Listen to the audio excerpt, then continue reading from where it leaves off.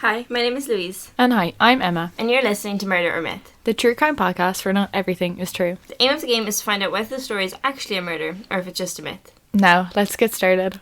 Hi Emma, how are you? Good. How are you doing? I'm good.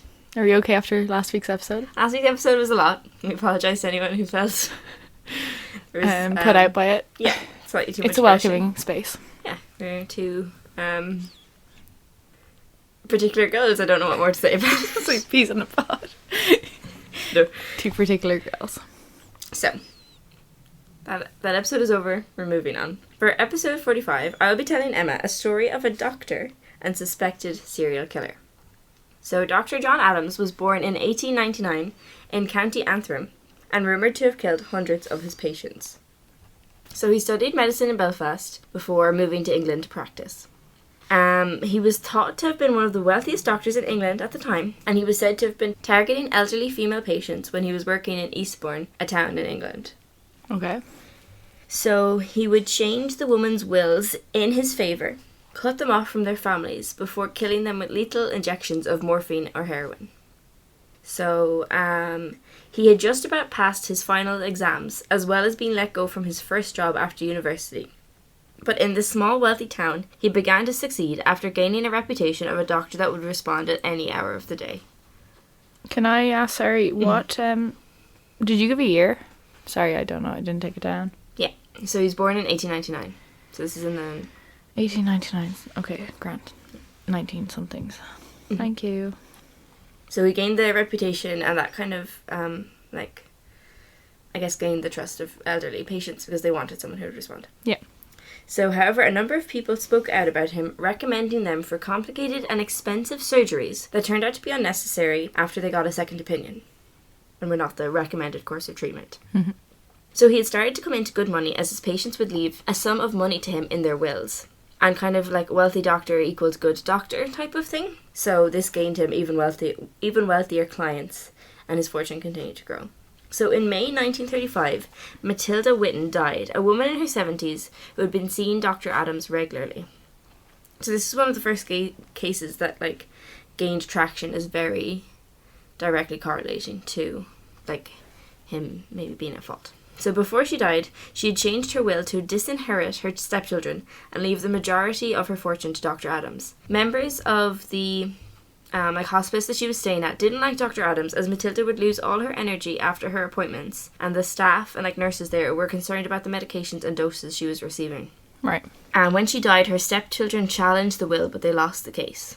So all the money went to John Adams. So this storyline kind of happened repeatedly. But in 1950, an 81-year-old woman died under the care of Dr. Adams. She had become addicted to narcotics and had included Dr. Adams in her will before she died. It was suspected that she had died of a lethal injection, and Dr. Adams was finally arrested. So in the end, 132 patients had left him money in their wills to John Adams, but it had been thought by investigators that he had killed at least 163 of his patients. Wow. So during the police investigation, it was discovered many of the bodies of the deceased had been cremated and no postmortems could be concluded regarding Dr. Adams' reported misconduct. So it was basically impossible to prove that he had injected them. Yeah.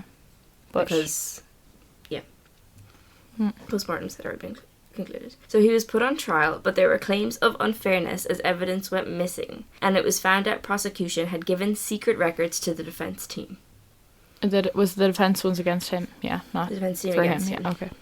No, the defence is his defence. His defence, so the prosecution sorry, okay, is who was fighting against him, the government.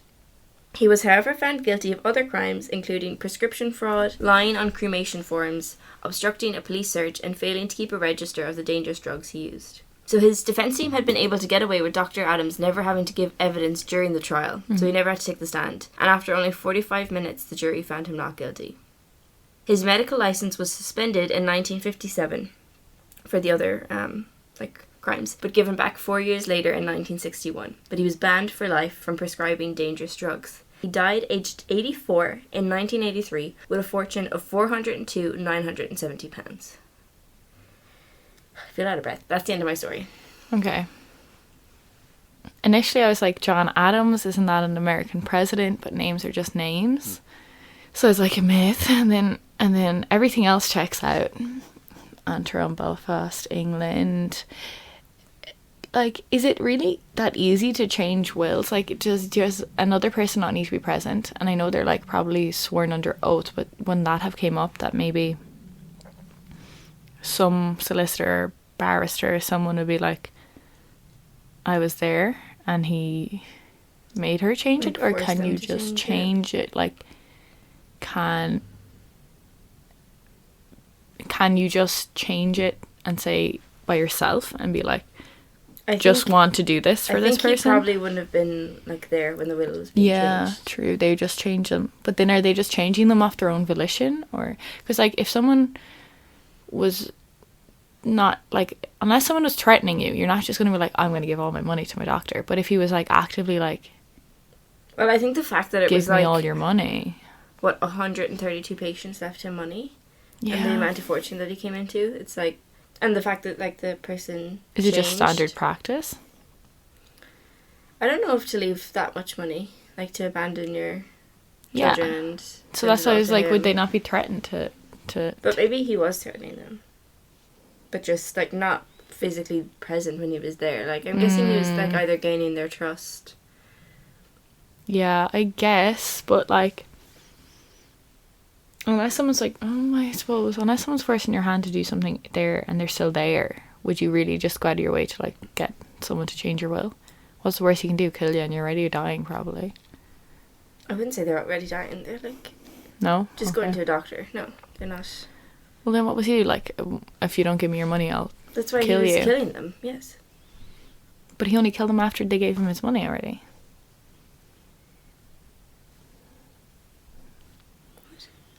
Like, he only killed him once he knew he was in the will. Yeah, because otherwise, like, it wouldn't have been worth it to him. Yeah, so he's not going to be like, put me in your will or else I'll kill you. It's like... Maybe he was. That's how a threat works, and then he just didn't. But it wouldn't be worth anything to him to kill them without the money.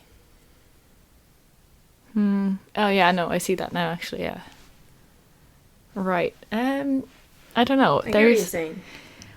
163 people is a lot, but also it's like long enough ago. It's not even long enough ago. It's literally 2 generations away, but that he could have gotten away with it, I guess. It doesn't make sense to me in my head. I'm gonna say myth. It's a murder. It's a murder? Okay. Yeah. I think like back then it was common to leave money to your doctor. Okay. And I'm assuming it was just like the fact that he was like, I don't know, taking advantage of like elderly women. Like either he was like a real charmer or they were vulnerable, and like clearly like from that case, like when they visited him, like he might have been like kind of like putting them out on drugs and stuff and then getting them to agree to things they didn't actually mean. Like like that is like 100 years ago, so there could have been a different will system that's not as like protective, I guess, as it is now. Yeah, but I guess like that's so many people to have changed their will. Yeah. And to kick kids out of it, jeez. Thanks for listening. Make sure to like and subscribe. On this week's episode, I incorrectly guessed that Louise's story was a myth, but it was in fact a murder. Find us on all streaming platforms. Join us next week for another thrilling adventure. Remember, it's myth until proven murder. Slay.